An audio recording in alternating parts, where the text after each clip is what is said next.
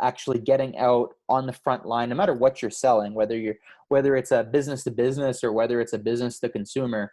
So like actually being out there, I was on ride-alongs, I was in the emergency departments, and being able to see everything firsthand. Like I remember the hospital shift. I sat quiet for the first couple hours and just took notes and watched. And then after a couple hours, like I started to ask questions, and those questions had new insight and new meaning because I was watching it happen.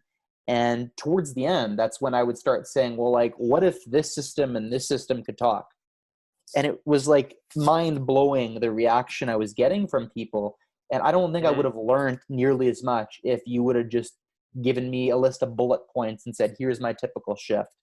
Being there, smelling the smells, seeing the sights, it meant something new and special to me. And like, I think every entrepreneur should be trying to figure out, like, how do they put themselves in the same spot that we did, learning from people like you?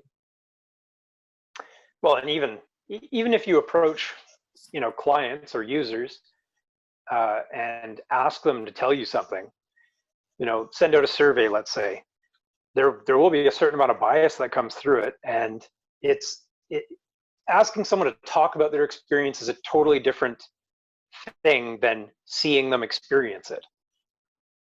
Yeah.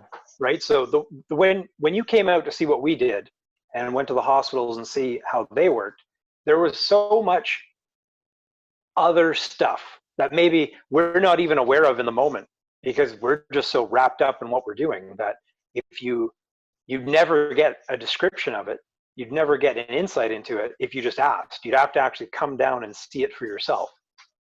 And that's a big advantage of what you were doing there, was to see the real world